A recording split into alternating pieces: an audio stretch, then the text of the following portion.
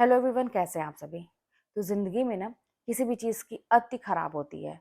अगर कोई इंसान ये मान लेता है कि मैं ही सर्वे सर्वा हूँ, मैं सब कुछ कर सकता हूँ, मेरे जैसा कोई नहीं, तब भी खराब है। और अगर कोई इंसान ये मान लेता है ना कि मैं बहुत कमज़ोर हूँ, मैं नहीं कर सकता, तब भी खराब है। जो इंसान ये जो ज़िंदगी के छोटे-छोटे पहलू हैं, जो कड़ी के रूप में जुड़े हुए हैं, जो हमारे रोज़मर्रा के जीवन में घटित हो रहे हैं, जो कहते हैं ना कि बड़ी-बड़ी घटनाओं के रूप में भी हमारे जीवन में आ रहे हैं और हमारे मन और मस्तिष्क को प्रभावित कर रहे हैं। इन सबको समझते हुए, एक-एक कड़ी को समझते हुए आगे जो इंसान बढ़ रहा है वही सफल है। अब सबसे बड़ी दिक्कत आती है ना कि हम समझ नहीं पाते हैं कि हमारी ज़िंदगी में अभी क्या करना चाहिए हमें? क्या करें, क्या ना करें यही नहीं समझ पाते हैं। अब कुछ लोग ऐसे होते हैं जिन्हें ना ईश्वर से बड़ी ज़्यादा शिकायत होती है। उन्हें अपनी ज़िंदगी से हमेशा शिकायत होती है, परेशान रहते हैं। उनको ये होता है ना कि मेरे साथ ऐसा क्यों? मेरी ही परीक्षा क्यों? भगवान हर समय मेरी ही परीक्षा क्यों? अब ये बताइए, किसी जानवर की परीक्षा तो होती नहीं है, इतने सारे जीव-जंतु हैं, उनकी परीक्षा होती नहीं है। अगर आप मनुष्य हैं, तो आपकी परीक्षा ज़ाहिर-सी बात है होगी। जो मनुष्य की श्रेणी में है, उसकी परीक्षा भगवान लिख दिए हैं।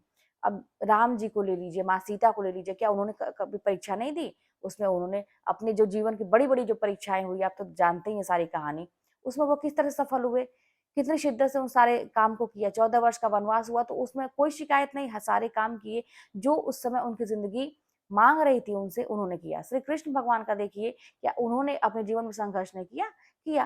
पैदा होते ही माता के रूप में कहते हैं ना कि आप अपनी माँ के पास माँ की गोद आपसे छीन जाए, दूसरी माँ के पास आप चले जाइए। तो बहुत सारी चीज़ें होती हैं जो प्रारब्ध में होता है, वो इंसान को भोगना ही पड़ता है क्योंकि इंसान के रूप में हम लोग जन्म लिए हैं। अब हमें अपनी ज़िंदगी से शिकायत नहीं करनी है। अब हमें काम करना है अपनी ज़िंदगी पे, तभी आप सफल हो पाएँगे। अब रोना-धोना बंद करिए, अब क्या करें, अब क्या करें, अब क्या करें?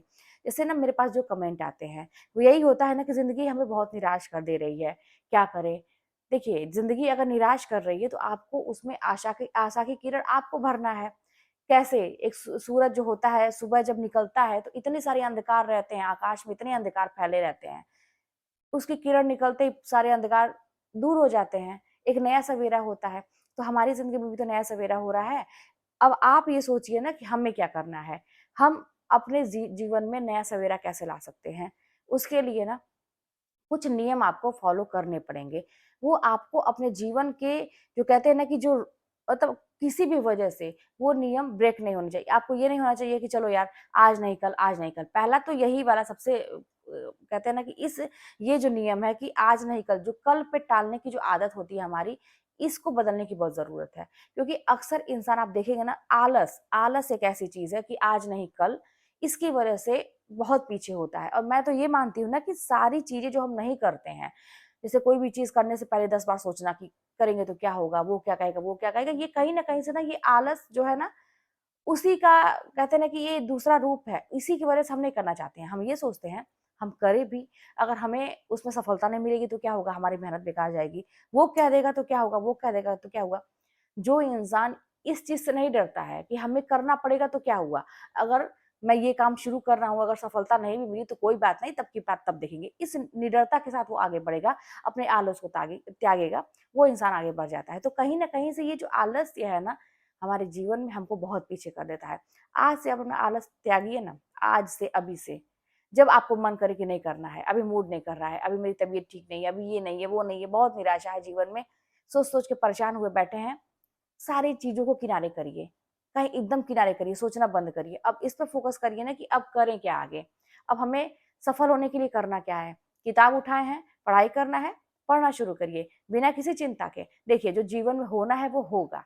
अब आपके साथ कोई मान लीजिए बहुत बड़ी दिक्कत लगी होगी, तो वो होगा, उसको आप नहीं रोक सकते। कुछ चीज़ें तो हमारे हाथ में होती हैं जिसको हम कंट्रोल कर सकते हैं, कुछ चीज़ें ऐसी होती हैं जिसको हम हमारे हाथ में है ही नहीं, अब उसकी चिंता लेके हम बैठे हुए हैं। हमारे हाथ में जानते हैं क्या है? बस हमारा कर्म हमारे हाथ में है।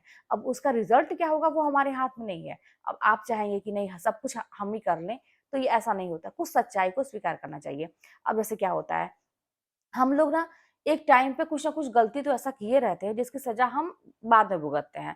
अब जैसे पढ़ने के टाइम पे हो सकता है कि जब हमारे पढ़ने का टाइम हाई स्कूल, इंटर का रहता है या ग्रेजुएशन करते हैं, उसी टाइम में जिसको तैयारी करनी है वो कर रहा है। आजकल के बच्चों को देखिए ना, माँ-बाप भी जागरूक हैं और बच्चे भी जागरूक हैं। वो अपना खुद ही नेट से सर्च करके अपना देख रहे हैं कि क्या करना है, क्या नहीं करना है। वो अपना कर रहे हैं, पढ़ाई के साथ-साथ ही अपनी कॉम्पिटिशन की तैयारी भी कर रहे हैं।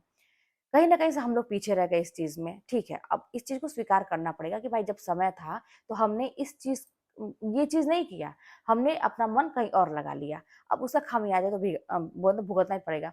अब जो चीज़ बिगड़ी है, वो तुरंत जो कहते हैं ना कि ठीक तो होगी, थोड़ा टाइम लगेगा। तो वही बात है कि अब जब परती पड़ गया, जैसे खेत होता है ना परती पड़ जाता है, अब उसको वो कहते हैं ना कि वो बनाने उपजाऊ बनाने के लिए किसान हल जोतेगा, उसमें खाद पानी डालेगा, बीज डालेगा, तब ना जाके फसल कहीं तैयार होगी, उपजाऊ बनाएगा तब ना। तो हमें भी अभी फिलहाल अपने जीवन को उपजाऊ, अपने दिमाग को उपजाऊ बनाने की ज़रूरत है।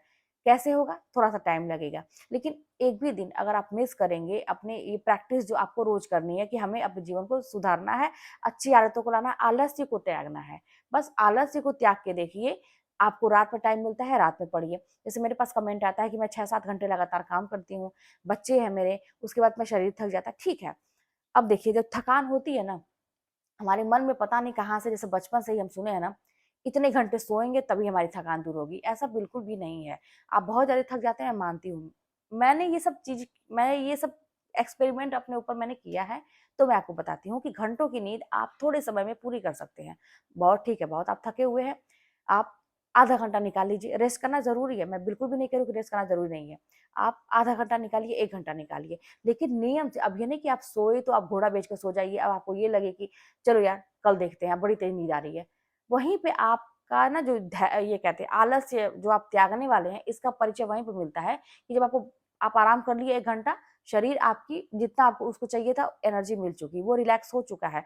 अब आप ज़बरदस्ती का सो रहे हैं, अब आपका माइंड और आपका दिल कह रहा है नहीं सो तुम, कोई बात नहीं है, आपको इंडिकेशन दे रहा है। अब वहाँ पे आपको अपने धैर्य का परिचय देना है, अपने आलस्य को वहाँ पे त्यागने की ज़रूरत है।